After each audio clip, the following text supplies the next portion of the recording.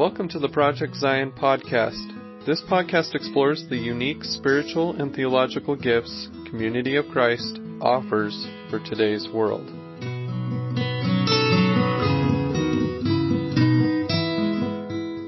Hello and welcome to the Project Zion podcast. I'm your host, Carla Long, and today you're listening to Percolating on Faith. But not just Percolating on Faith, you're listening to a small subset we're doing from Percolating on Faith, where we talk all about mystics. And if you don't know what a mystic is, you need to hop back a couple episodes in Percolating on Faith and learn from Tony and Charmaine about what a mystic is. Today we're going to be talking to a dear and wonderful friend of mine, Laurie Gordon. Hi, Laurie. Hi, Carla. Good to see you again. It's so good to be with you again. Laurie and I are old friends back when we both used to live in California, and we were Cali girls, right, Laurie? Yeah. We were totally Cali girls. Born and raised. Born and raised in California. And she is going to be talking about Francis of Assisi. And I'm really excited about learning more about him. But before we jump into that, Laurie, can you tell us a little bit about yourself? Well, I am California born and bred. I live in Bend, Oregon now. I have been doing spiritual formation work pretty much through my whole life, my whole church life. At the same time, I was a biologist that worked on the Human Genome Project. I'm retired now. And today, and I think this will come through in the podcast, I am feeling called to bring all of that work in spiritual formation and contemplative practice and awareness of the presence of God to the place of keeping our hearts open in these really difficult times with climate change and other structural and systemic places of oppression and violence. There are so many things I appreciate about you, Laurie, and one of them is that you worked on the Human Genome Project in Livermore, California. That is very, very cool. Obviously, you're a brilliant scientist, but you also have this deep, deep spirituality that has always blown my mind, and that you can hold both the science and the spiritual at the same time, and not only hold them at the same time, but bring them together in such beautiful ways. I have always just been fascinated by, well, let me just say this. When you talk, I listen, Laurie. When you talk, I listen for sure. Well, that's very kind of you. I'm not really that kind. It's very true. It's very true. So, Laurie, before we jump into Francis, can you tell me what you see a mystic is? What is a mystic to you? Well, I have a couple of the standard definitions of mystic, and then I will say within that what it really means to me. So Bernard McGinn, who's like the father of Christian mysticism, says that the mystical element in Christianity is that part of our belief and practice that concerns preparation for, in other words, contemplative practice and that kind of thing, the consciousness of that awakening, opening awareness, and the response to what the mystics understood as direct, immediate, and transformative encounter with the presence of God. And so this category of the presence of God was fundamental to my own beginnings here. But I want to say that when I say the presence of God, that means also holding the absence of God as part of the larger understanding of the truth of the holy. To look at the world and have this sense that there's this mystery flowing in and through and around and holding and bigger than, more than, but intimate with us, that awareness is what it is for me to be a mystic. But the mystics recognize that God's not a thing like any other thing. And so sometimes we experience the presence of God as this absence, that ability to hold the tension of opposites, to speak in non-dual language, because one recognizes it's not either or, but both and. God is both transcendent and God is immanent, held together as one. Paradox is one of the main hallmarks for me. So presence and absence, transcendence and immanence, but more than anything, it begins with a deep longing for the mystery of God and the recognition that God can't be named, can't be spoken truly about. But any encounter we have transforms us and changes us. And the hallmark of a mystic is one whose union with the divine ends up in compassionate action in the world. So sometimes we say, what is a mystic? And I think you have to kind of start with, what is a mystic not? It's not about esoteric experience. It's not about otherworldly concerns. It's not about Gnosticism or special knowing. It's about unknowing. But being present in this world, in this embodied, enfleshed, maybe shorthand, just recognizing the extraordinary in the ordinary and how completely interdependent we all are. I mean, hearing you talk about that, it makes me think that I may have had like moments, like teeny tiny moments of that. And Yes. it feels, and like, I feel like a mystic, I've never been able to expand that out to like a day or even 30 minutes or an hour or anything like that. And I feel like a mystic has to work super hard in order to expand those teeny tiny moments that I've had where I can recognize God in a new and different way. But man, it just sounds really hard. Well, so I just would like to really reflect back to you, like hold up like a mirror that says you are a mystic. Those teeny tiny moments, these are fleeting, transient things. They're not something to be grasped or to be held on to. And as we'll see with Francis, it's an ongoing, lifelong process of transformation. And occasionally there will be either a breakthrough moment or a breakdown moment where the illusion that veil this reality get pierced. There might be a moment, but the moment is only in service of a very long process of integration and surrender of the ego. Because the illusions in which we're mired that keep us from seeing the brilliance of the holy, the divine mystery that we can't name, has a lot to do with, in modern language, the entanglements we all have with our own shadows and our egos and each other's. And then the collective shadow when we just can't see anything because there's all this stuff we're unwilling to look at. So it is very hard work, but you are a mystic. And we are all mystics. So we have this idea, that's one of those where mystics are not.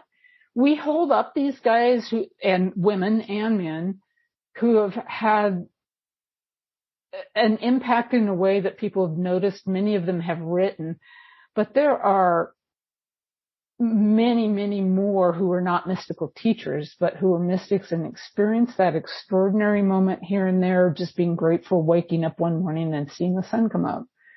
That's the whole thing right there. So those little moments embody the whole.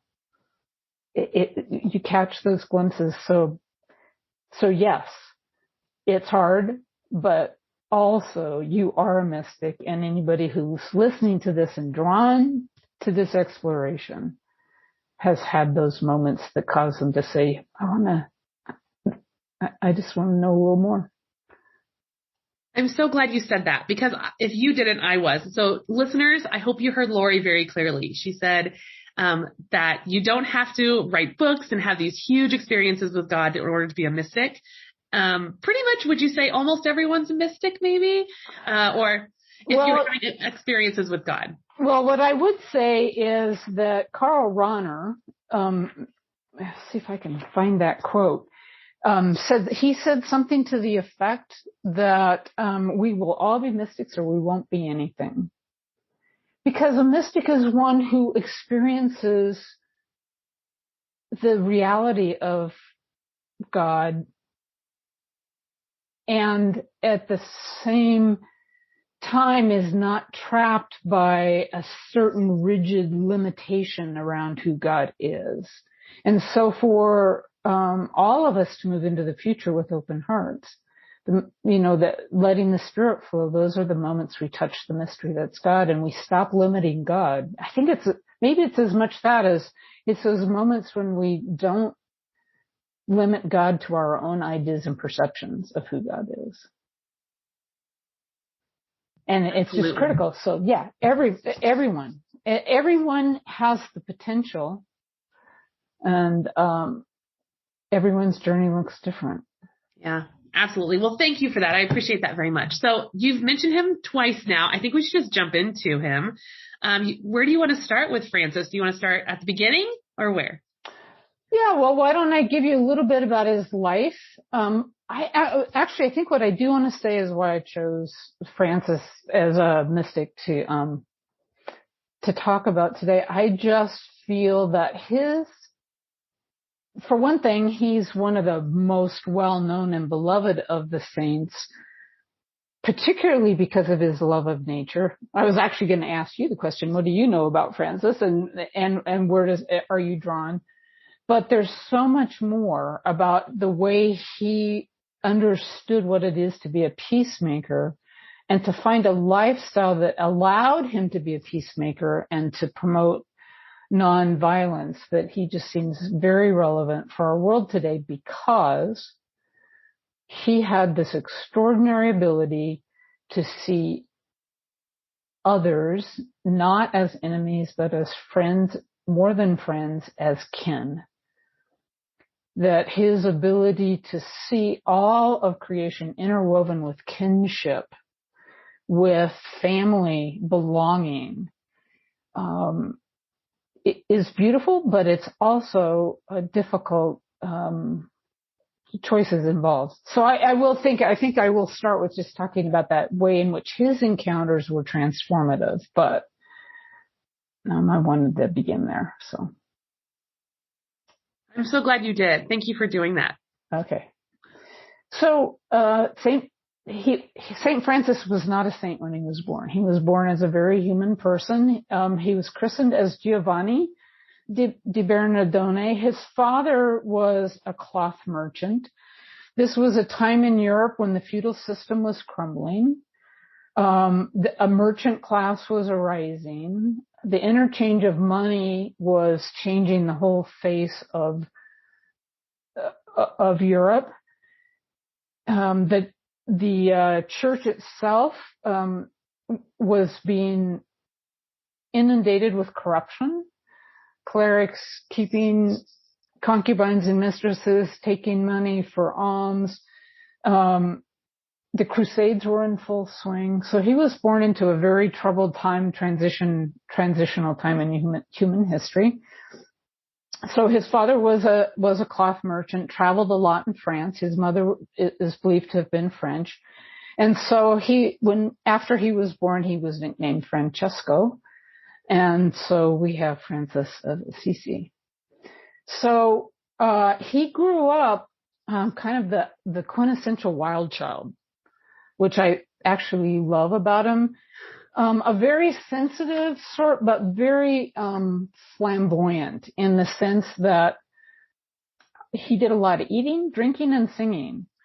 He had a flair for the dramatic. He was, charming. He was obsessed with clothing. He was really taken with all the courtly stories and songs of the troubadours and really had this thing about chivalry and knighthood. And at the same time, he was being flamboyant. There is some evidence, some of which has been suppressed. So all is when you're working with these mystics, not only do you have to know their historical context, but also the way in which how we know about them has been influenced by the agendas of those who've written about him. But there's some evidence that there was among this group of youth that was roaming the streets of Assisi a fair amount of questionable behavior, games that were of the sort that Francis himself never spoke about his early life. The only thing he would say is, when I was in sin. And but I do think he carried trauma forward. So I'm going to say a little bit more about that. So in 1202, there was this war, this battle between Perugia, the neighboring city about 16 miles away, and Assisi. They went to war, and there was a battle at a bridge that separated the two communities two communes, and it was apparently an utter massacre, and he took part in that. So I like to remember these early stories of Francis when we understand why he was so dedicated to nonviolence. So he had this chivalrous idea, went to battle, participated in it, was captured, was kept in prison for a year. When he returned, he went through episodes of self-loathing and disgust. He was restless, and what he would do is escape into nature. And because he was also a very sensitive person. Growing up, he was not only extravagant, he was generous. He would set the table with extra loaves of bread to make sure that there was leftover so he could give them to the poor. And there are stories of giving alms to poor people who came in to the shop. So more and more that sensitivity of his underlying who he was came out. He tried going to war again, thinking that was what he was supposed to do.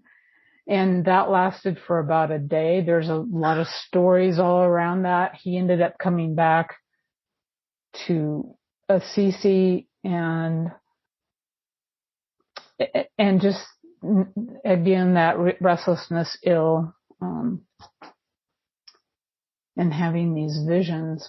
So here's the story I really want to tell because this is key.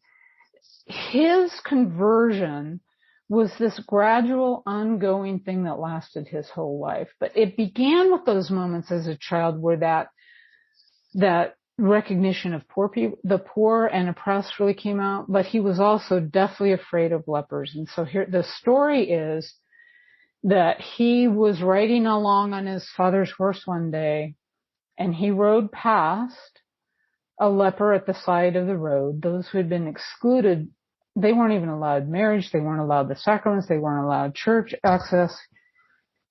There was just something really hard for him to look at. He was afraid of it with this lifestyle. But he stopped and he turned around and he went back. And that movement of turning is that movement of repentance, that underlying truth of what it is to change the direction of your life. And he goes back and he embraces the leper. He kisses him. And then as time goes on, he goes and works in the leper colonies. It wasn't like a one-time event, the hospitals that they had. But this is how he put it. We do have some things that are actually written by him that are the most authentic. And this is what he said. When I was in sin, it seemed too bitter for me to see lepers. But then the Lord led me among them, and I showed mercy to them. And when I left them, what had seemed bitter to me had turned into sweetness. So that turning from bitter to sweet, what had been sweet to him before, you could say, what had become bitter. What had seemed bitter became sweet. And that was that transformative encounter. And he saw in that encounter his own fears. He saw the truth of this man who was excluded, marginalized, oppressed. And he saw the face of Christ. And so for him, his conversion did not begin with having this idea about Christ and then going and saying, oh, I'm going to be converted and do this good work. No, he saw the leper. It was like a mirror being held up to him. And in seeing the leper and seeing himself, he saw the face of Christ. Mm. And that was the beginning of his true conversion.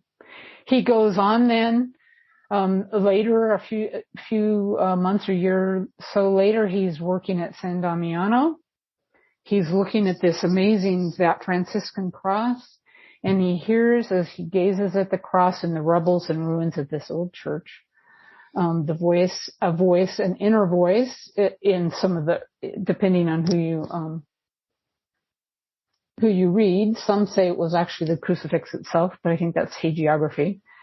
But he hears this voice saying, "Don't you see that my house is falling into ruin? Go and repair that house out of love for me."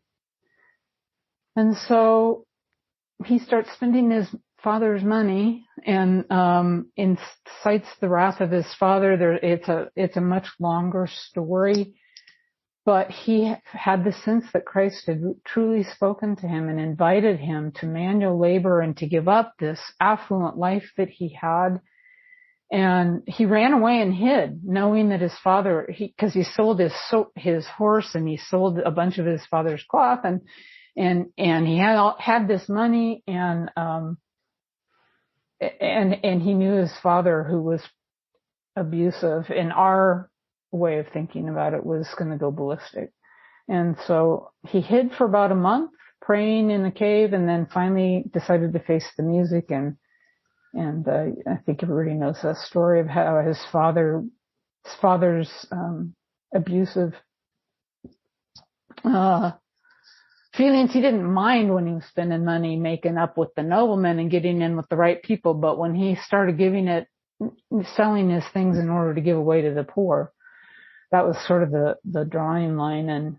And so eventually Francis goes before the Bishop of Assisi with his father. He's dragged there by his father after being imprisoned, and again by his father. And he strips himself naked and gives everything back to his father and walks out and begins his life as a free man, full of joy, because he is no longer burdened by possessions. What a fascinating story. Seriously. What a fascinating story. Well, I mean, yeah, go ahead. I've heard, there's been some other major religious figures who start off really wealthy and who give up that wealth in order to do that. But I mean, and I knew that about Francis, but I hadn't heard all the details that you had just told. So it's really fascinating. Yeah. Yeah. And I'm trying to go, there's a lot of depth to all of these stories. But he renounces family, wealth, security, power. He renounces the society's norms. He renounces the expectations that have been placed on him. He embraces poverty, which then becomes an important part of his message and becomes fully himself because he's liberated. He discovers joy. And so all of the things that we think of, if we don't have what it takes, if we're not doing what people expect of us, that's what keeps us from joy. It's that liberation from all of those things where he found joy, and then he began to construct a whole new family for himself. So there are kind of 4 P's, I like to say, that kind of need a little bit of explanation when it comes to thinking about the Franciscan story. One of them is penance. He became very focused on penance, and so he is associated partly through the hagiography with this extreme asceticism. But it is really that turning around that he was really preaching. When he talks about penance, he's really not talking as much about the extremes of the choices that he made for himself, so much as he is saying we have to turn around and go a different direction. And he invites us into a journey of conversion, invites us into a journey of transformation that changes the heart. And not everyone is going to follow the charism that he followed, but what he is really wanting people to do, to become people for whom peace and joy matter more than violence and possession and greed and lust. We have to enter that kind of turning around. And I've been thinking a lot about that these days as we talk about the situations that are going on in our world, and the call by some of modern mystics, such as Joanna Macy, talking about the fact that even as we're on the brink of major changes, we need a transformation in this society called the Great Turning. And I think Francis's moment of turning to look at what he's afraid of looking at Because that's the thing, we're all caught by all the things we're unwilling to see.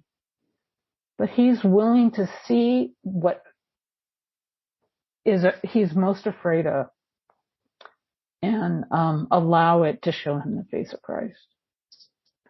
So it's those moments, our own moments of turning, of penance, of repentance. I mean, that's an old word I never used to, I kind of got to the point, where I was like, oh, I don't want to talk about that because people think this is but it's taking on this new life of turning from lives that are not happy and turning towards an openness of heart to the beauty of the world. So, yeah. That's beautiful. That is just gorgeous. Thank you for saying that. So then the other piece that's really needed within that, so penance is the one, and I just wanted to say a little bit about that. I'll come back to poverty a little bit. I think I want to start with, but I do want to make this caveat really clear, and I'll probably say this a couple of times because I know when I talk about it, people tend to think of poverty in terms of structural poverty. The poverty that Francis chose was voluntary. It was not a glorification of poor and marginalized people. It was a choice to live in solidarity with those who have less. And it is a kind of poverty that has both an outer dimension, which is simplicity. So if the word poverty gets to be too much as we go through this, just substitute the word simplicity, a simpler lifestyle. So there's this outer manifestation of simplicity, but there's also this inner poverty that he's seeking, which is true humility. And then he associates in a lot of the stories humility as again associated with true joy. And if we have time, I'll tell you one of those stories. I don't know if I'll have time, but yeah. So I do want to say a little bit about, because weaving kinship and knowing the kinship that we have, the family relatedness, the connectedness, the flow of love between us is so essential for us in our day and age. I love, and one of the things that initially drew me to Francis was just this assurance that we can create family. And that's part of what this journey is about as well. So he walked out of Assisi. And first of all, he needed a new father because his father had renounced him and rejected him. So the first father he claims is God as father. This is, remember, we're in early 13th century Italy. So the first thing he says is, listen to me, until now I've been called the son of Pietro di Bernardone. Sorry for my non-Italian accent. And I returned him the money that he wanted. I returned to him all the clothing that was his. And I only want to say from now, our Father who's in heaven, and not my father is Pietro. And then he chose for himself as a father, a very poor and despised man, and asked him to go with him. And in return for alms, that every time his father would come by when they were in Assisi, to bless him by making the sign of a cross over his head. So he chose in the poor, in a beggar, the very opposite of what his father stood for, a father.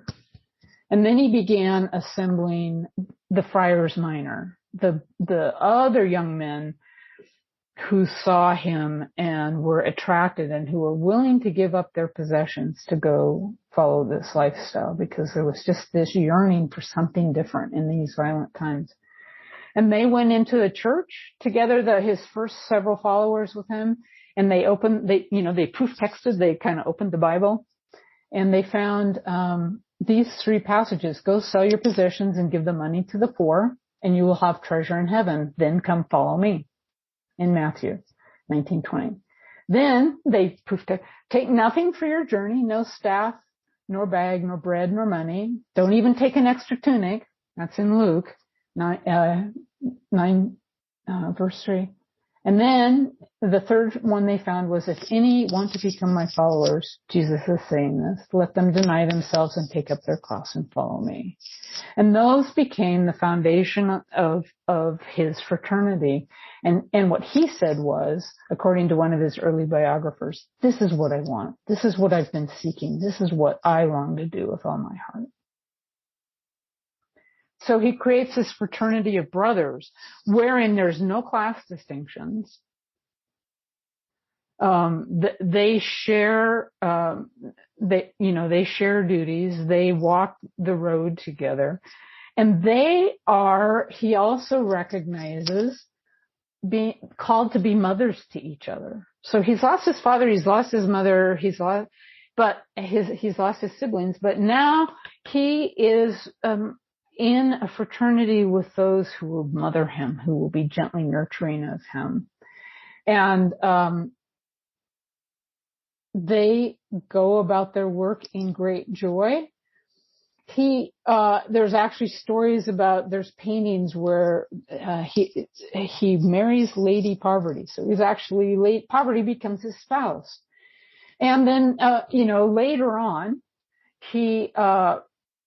when he's about 30, Claire was about 18, there was this young noblewoman who was taken with his vision, and she also asked to join, and that's a whole nother story, but it's actually central, and I hate to leave it out for time, because she became, she was a force.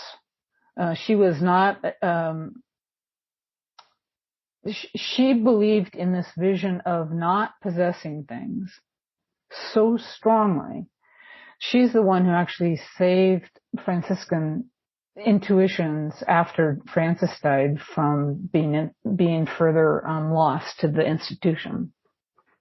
So I really hate to leave her out. But so they were mothers of each other. They loved each other deeply, served each other, took care of each other as a mother for an only and beloved child. And they also saw themselves as carrying that possibility of being mothers of Christ. They became mothers of Christ when they carried Jesus in their hearts and their bodies through love. And that they felt very strongly that they gave birth to Christ through their holy works. And that is actually, that part is actually from something that he himself wrote. So, yeah. And then finally, beyond Claire, and I can say more if you'd like, he invites all creatures to become part of his family. So I'll stop there for a moment, but I really want to focus, and I want to say a little bit more about his love of nature and creatures. Yes, because I think lots of people know lots of things about Francis, but I think his love of nature is probably what people know most, considering his statues are always surrounded by animals, like some sort of Disney princess. He has like birds on his shoulders and squirrels. And so I think that that's an important part for people to understand. It's not like, well, I don't even know what it's like. I don't even know exactly what it's like. So I'm looking forward to hearing more about exactly how he showed his love of nature. I mean, did he go out in the forest and stand and lots of animals came and sat on him? Well, as far as we know, yeah, as far as we know. So Francis, there are all sorts of stories about Francis and his reverence for nature. So he was able to extend his awareness of this deep, what we would call kinship, this deep fraternity in his words, to the natural world, to animate as well as inanimate things. So his biographers say that he would be careful where he washed his hands so that he didn't trample the water. He would be careful of the rocks on the road. He would pick up worms and move them so that he didn't step on them. He would set out honey and wine for bees in the winter. one of the stories I love as I think about how important native landscapes are in this day and age is he had this intuition that and required the brothers when they made their garden to keep part of it set aside for to stay wild. So he was doing native landscaping, before that was even a thing. He just had this love of nature and this awareness that these creatures needed their space. And so that even though they would plant gardens for their food as part of their simple lifestyle that was based on manual labor, they would always keep part native, and they would also always put flowers so that there was beauty there as well as the utilitarian of it. So I love the stories of Francis, but that, your statue in the garden, that we all have, you just mentioned it, Carla, where he's sitting there. I love this, he's got his hand on his heart and he's got his palm up and open, and there's a little bird nestling in it. So I'm going to read you the story from the second Solano, which is one of his hagiographers. Heading to the hermitage of Grezio, Blessed Francis was crossing the lake in a small boat, and a fisherman offered him a little water bird so that he might rejoice in the Lord over it. And the Blessed Father received it gladly, with open hands, gently invited it to fly and to be free. But the bird did not want to leave. Instead, it settled down in his hands as in a nest. And the saint, his eyes lifted up, remained in prayer. Returning to himself as if after a long stay in another place, he sweetly told the little bird to return to its original freedom. And so the bird, having received permission with a blessing, flew away, expressing its joy in the movement of its body. When Francis was on Mount Alverna, late in his life, it is said that birds would just fly around his hut, and he made friends with a falcon who would wake him up in the morning if he was feeling well. But by the time Francis is at the end of his life, he's very ill, and the last years of his life, he was in a lot of pain from his travels and his wounds. And the falcon would not wake him up on mornings when it thought he needed a little extra sleep. So, these beautiful stories. And then the quintessential famous story, which is attested to in quite a few of even the earlier writings, is the story of Francis preaching to the birds. And so here's the story, and here's the other two P's I mentioned. So, I had mentioned that the Franciscan charism is based on this penance, this repentance and turning, and on this lifestyle that recognizes that having possessions means that you have to defend them, and therefore you cannot make peace because you're just always defending your possessions. So this lifestyle of liberation through poverty, but that is supported with prayer and preaching. So there's this contemplative dimension of prayer, and I like to ask myself, as well as people when I talk about Francis, to imagine the depth of silence and presence and being in the moment, that you could open your hands and cup them there like a nest for a bird, that a bird would just want to be in your hands and not fly away. What kind of stillness had he cultivated?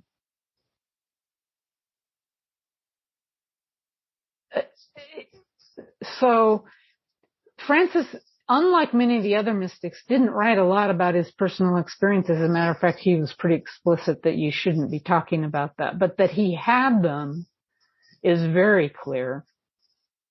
So there's this piece about prayer. And then there's this piece about proclaiming peace. Preaching. But preaching for him was about the deeds and not about the words. Even though he used words, and he used a lot of song, being in the world, preaching through just the way he was acting like a fool and going from town to town and being a peacemaker because he had no vested interest in whatever was causing the violence and the dissension. So he got to a point where he started questioning whether or not he should preach to the world or whether he should just retire and do contemplative prayer full time. And so he asked two of his companions, Father Sylvester and Claire, to discern this for him. And Sylvester goes off and he comes back and says, no, you need to keep preaching. That's what you're called to do. And Claire comes back through an intermediary and says, yeah, you're supposed to keep doing this. You're supposed to be in the world, letting the world see this. And so he goes out, and the first thing he does is he starts preaching to the birds. And so there's this beautiful image. One of my favorite, images of Francis is having all of these birds surrounding him and him preaching it. And the sources are pretty explicit about exactly where it took place. So, and I had not noticed this until recently, that what he says to the birds is this: my little bird sisters, you should praise your Creator because God has given you the gift of flight and freedom, colorful clothing, food and water, and you never need to sow. You have such beautiful voices. He gives you rivers and springs to drink from. The mountains and the crags are your refuge. The trees are theirs to make nests. God gives you all you need. So your Creator loves you. Therefore, always be grateful. And what I hadn't noticed is this is a celebration of the kind of abundance that allows one not to need extra stuff. It's this recognition that's coming through, especially in the ecological work today, where we're turning to indigenous sources of wisdom and knowledge that begin with the recognition that we have enough. We can have lifestyles of simplicity if we recognize that everything is given to us. There's all this abundance around us, and I have enough. I don't need more. It's anti-consumer. It's anti-materialist. It's anti-capitalist. It's anti-countercultural. And it is facilitated by, it begins in and ends with gratitude. And we are receiving this message today from indigenous wisdom elders. And we can look to this tradition of someone who lived simply on the land, and that's what shows up is just, he's saying to these birds, you have everything. And it's just this beautiful celebration of why we don't need to consume. The way the sermon is recorded, of course we don't know what really happened. The way the sermon is recorded embodies the very essence of what it is to choose a lifestyle that's more simple, that is going without so that others who don't have as much have more. And he did all of this in concert with the preachers, and then he would sing with the birds. There's a later story where that was actually several centuries later, is much less likely to be true. But there's this lovely story of he and Brother Leo being out, and there's a nightingale singing in the bushes. So he decides, well, let's sing with them and let's sing antiphonally. So he and the nightingale get into this back and forth duet, and they just sing until Francis finally has to give up and the nightingale wins and flies away because, so this beauty of song. I just love the way you talk about him. I just love hearing these stories about him. I think that this whole non-possession thing, it makes me really uncomfortable actually when I hear you talk about it, because I just look in my basement and I have lots of possessions that I don't want to give up, and it makes me super uncomfortable. However, I could give up something. I could give up more. I could be less attached to these things that I have around me. But when I hear you say that, I'm like, oh, he could do it, but I could never, ever, ever do that. Well, and so again, and thank you for saying that, because that's a really important thing to say, is that I don't think we're called to the level of extremity that he was. He didn't even demand, he was pretty demanding, but he demanded more of himself and actually, tried to get the brothers, and Claire in particular, who probably she was probably anorexic. She ate so little. He actually said, you gotta eat more. He tried to moderate some of the asceticism, and that was part of their day and age.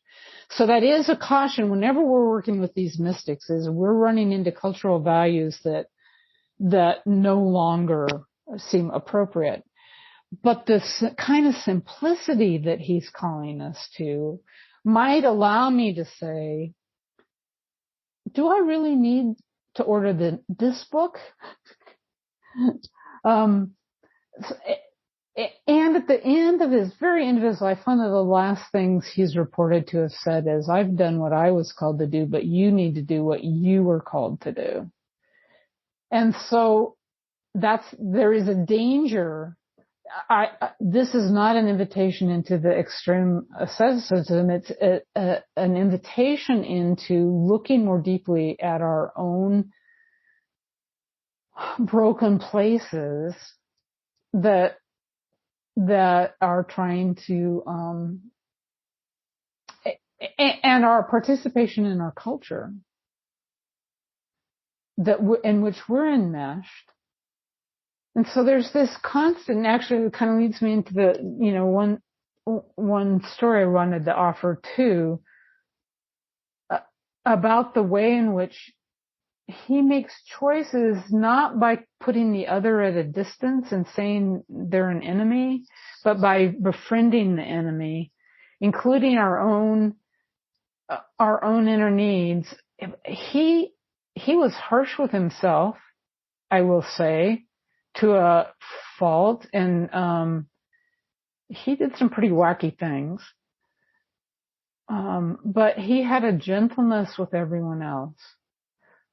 So there's a story too, so one of the brothers trying to do this thing, of eating less, woke up in the middle of the night just crying out because he was so hungry and so miserable.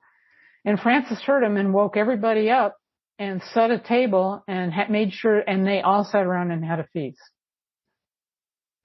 And he was very clear about us following our own, moderating according to our own needs, and just being, it's about the seeing and making choices. It's not about trying to rigidly follow something that doesn't make sense for us or for you. But I have that same reaction, kind of going, where are the places that I can simplify my outer life, but it needs to be in response to that inner place of call and a recognition of who we are and our place in history and what our times call for. And it's his conversion took his whole life and beyond. And I just let his voice be gentle in my head, which whenever I've sort of encountered him that way, there's nothing there but gentleness and compassion. That he lived in a day and time when asceticism was another one of those chains. So finding the middle path. I really appreciate you said that, because I do think that there are moments when I hear about St. Francis and things like that, when I'm like, it's good for me to take a look at myself and good for me to take a look around me. And those are the moments when I'm like, I can do a little bit better with this here. Yeah. So those are moments that call me back to a place where God is probably calling me as well, since I have that little pinprick, yeah. And he's like, oh, I feel that hard. Those are the moments that we should listen to, I think. So. Well, to listen to them not as some sort of harsh, there's two voices. There's the voice of Pietro that's abusive and harsh in us. that creates some of the self-negative things that I think are evident in some of the Franciscan stories. There's this one story where he's walking along with Brother Leo, and they don't have a liturgy yet, so he's going, Brother Leo, so this is what I want you to do. I want you to say, oh, Francis is, really has failed and is full of sin. And Leo's like, okay, I'll do that. And so he'd go, okay, Francis has really failed and I'm full of sin. And Leo would go, God wants Francis to know he's blessed and beloved. And Francis says, no, you're supposed to say I'm bad and I'm full of sin. And Leo's like, okay, I'm going to try. And they go on and like this, on and on and on. And in the end, God refuses the negative language that is in Francis around this idea of sin and says no. And Leo, who tries to do what his friend wants him to do, can't, because the voice of God within him is saying, the words I mean to speak are these words of gentleness and compassion. Basically, God's saying, you're not the son of Pietro. You're not the son of the harsh voice. You are the son of one who loves you like a mother and brother and father and stuff. I preach about that God all the time, but I rarely let that God talk to me. So I really appreciate that you said that. It's amazing. And if you go into some of the stories that were written about him, there's another story where he gets after Brother Rufino because he doesn't immediately obey him to go preach. Because Rufino is actually, I think it's Brother Rufino, is actually a contemplative. And so he gets on him and says, because you didn't obey me, I want you to strip, which meant stripping to their underwear. The hagiographers are quick to let us know. And go to Assisi and preach in your underwear. So Rufino does that. And then this story is, this is how I hear this story. He goes, what did I just do? I'm the son of Pietro Bernardone, which you could interpret to say, I know what it's like to have come from a, background where this would be embarrassing. But I think what he's really saying is, I'm acting like my father did, and I don't want to do that. And so he recognizes his harshness. So he takes his clothes off. He did a lot of that. Hands them to Brother Leo. Leo takes and goes into Assisi and finds Rufino preaching in the cathedral. Everybody's laughing at him, and he joins him. And they start speaking about this lifestyle of turning around and all the laughter and all of the titters, get quieter and quieter, and people listen and hear a message. So there's that recognition that we do carry those harsh voices in us. And yet over and over when he is dealing with someone else, his gentleness and compassion comes through. And that's the voice I would think, even as we ask those questions about how can I simplify my lifestyle, I think Francis would also be saying, yes, you're invited to make this turning, to open your heart, but you're not to do it just because you should do it. It's so that inner poverty of spirit is what we're cultivating. Yeah.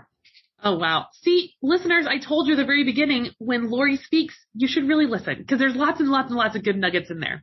So, Laurie, we have only about 10 minutes left. I know you could talk about Francis a lot longer, but we only have about 10 minutes left. What would you tell us about Francis if you only had 10 minutes to talk about and wrap it up? So, to wrap it up, 10 minutes. Well, I have a little time in here. I'm going to try to do it this way. I do want to very briefly talk about his journey to the Sultan. So, and then I want to talk about the Canticle of the Creatures. I think that's where I would really like to end. As Francis is living his life during the time of the Crusades, Now, the Fifth Crusade is going on in Damietta, Egypt, and he goes to Egypt. And there's actually quite a long story about how he recognized what the Crusaders were doing to be a violence that they were going to suffer from. There's also stories among the leaders of the expedition complaining about the fact that he was among the soldiers, and some of them decided they'd rather be a follower of Francis's way than being in this violent place.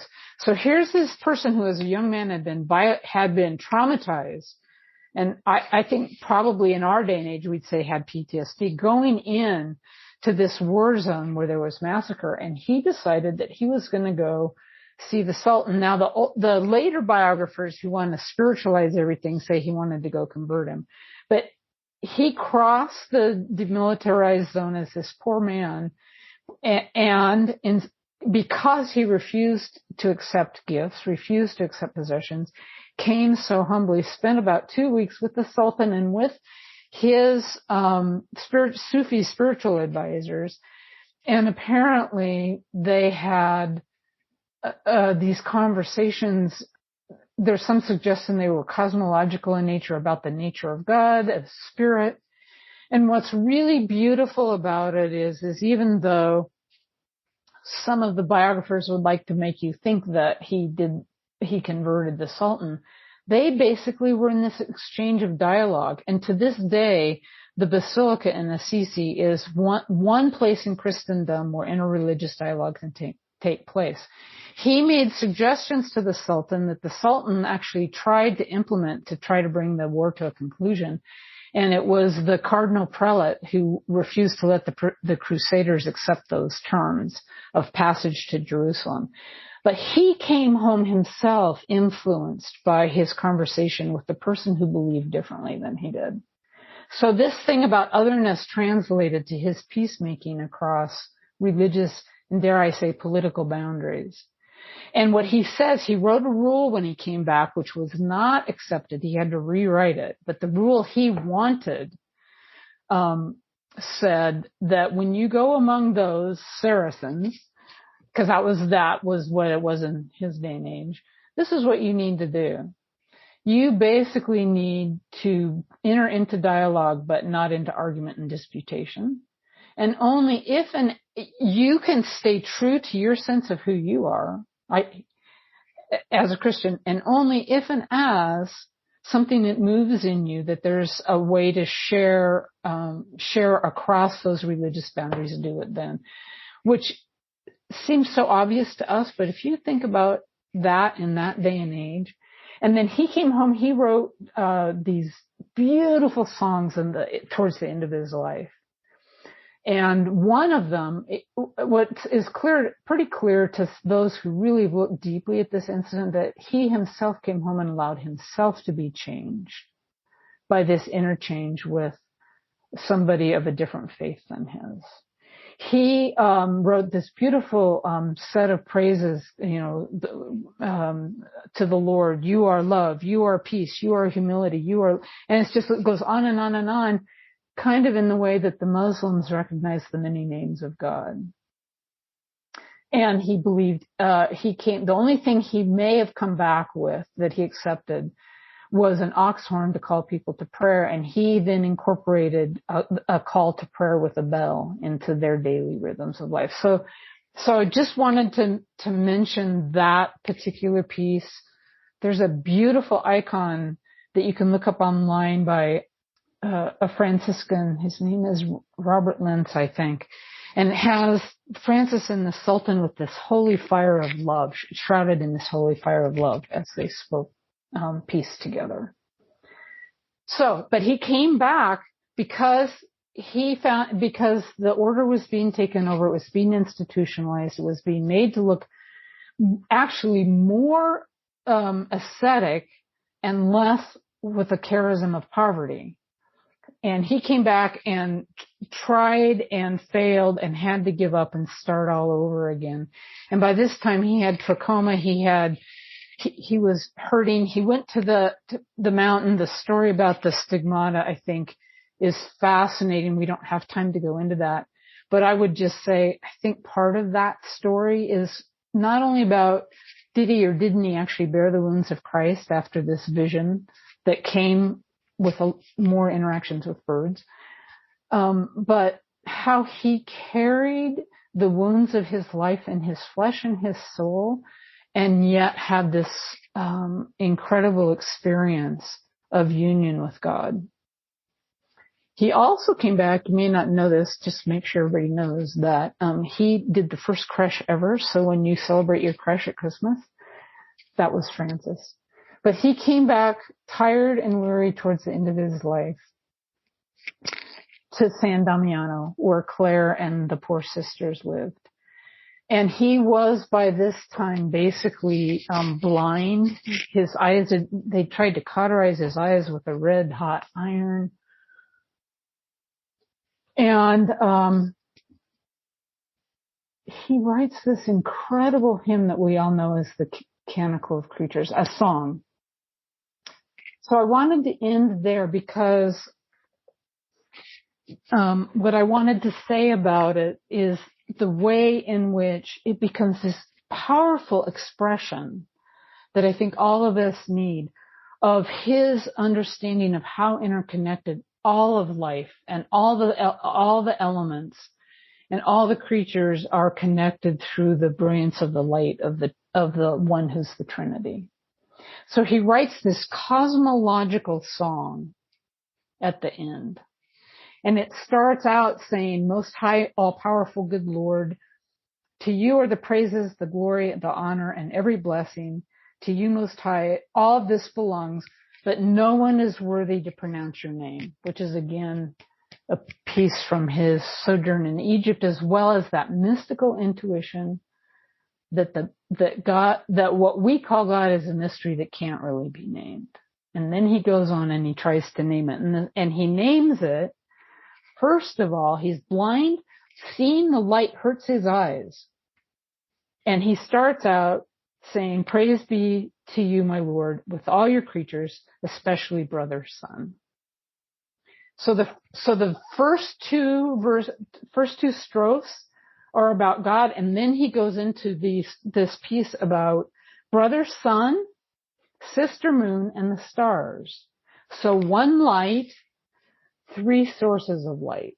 So he's embodying both his sense of the light that is the holy mystery, the brotherhood and sisterhood of sun and moon and stars, but somehow also representing the Trinity in unity.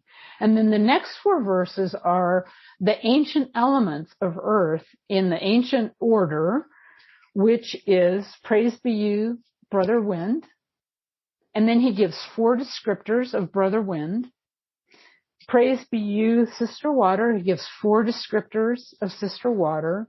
Praise be you, brother fire, and then four descriptors of fire. And praise be you, my Lord, sister mother earth.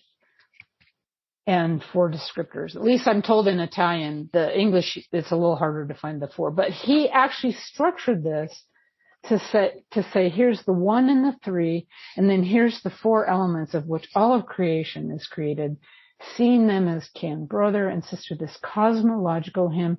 And then that was the end of the song as it was originally written. And they set it to music, they began to sing it. But where is the human in this song? So I would encourage anybody to go look this up and actually spend some time with all of this and add your own verses to it of praise. So he's sick. He gets moved to the bishop's palace in Assisi where he can get better care. And the bishop and the secular governor of Assisi are in this huge battle. So one's excommunicating the Podesta's not letting anybody do anything with the church, and they're going back and forth and back and forth. And you know what sick, dying Francis does? He brings the brothers together and gets them to sing this canticle. And as he sings the canticle, he adds a verse. And he adds the verse about pardon. So then he's praise to you, my Lord, through those who give pardon for your love, who bear infirmity and tribulation. blessed are those who endure in peace for you. But he added those verses to make peace between the bishop and the podesta, the head of the commune. And so his peacemaking becomes the place where the human is in this canticle, those who need peace. And then, a year or so later, when he's really dying, he adds the final verses to it. And the final verses are, praise be you, my Lord, through our sister bodily death, from whom no living man can escape. And it becomes a recognition that death is part of life and part of the cosmological order, and that those who have loved him will be all right because he knows he's going to be all right. And so it is this recognition, even though it's not done in the standard mystical tropes.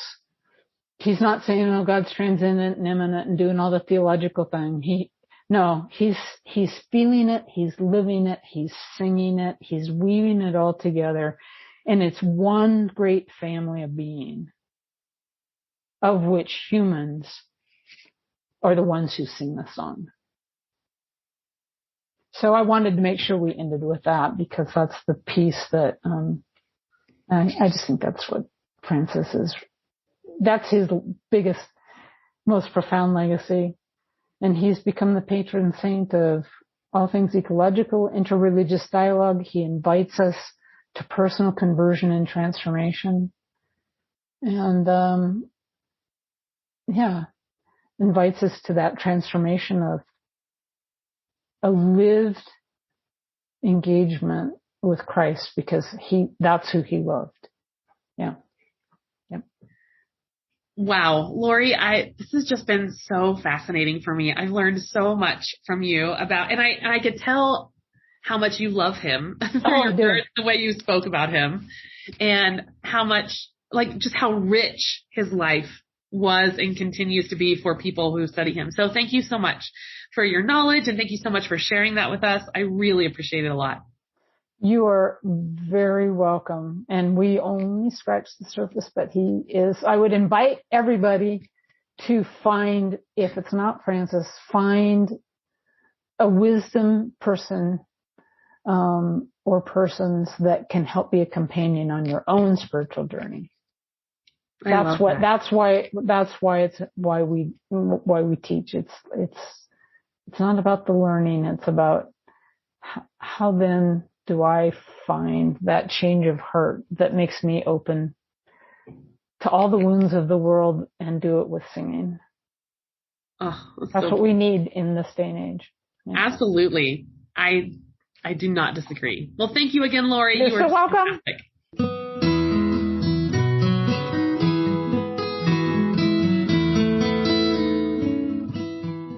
Thanks for listening to Project Zion Podcast. Subscribe to our podcast on Apple Podcast, Stitcher, or whatever podcast streaming service you use, and while you are there, give us a 5-star rating. Project Zion Podcast is sponsored by Latter-day Seeker Ministries of Community of Christ. The views and opinions expressed in this episode are of those speaking and do not necessarily reflect the official policy or position of Latter-day Seeker Ministries or Community of Christ. The music has been graciously provided by Dave Hines.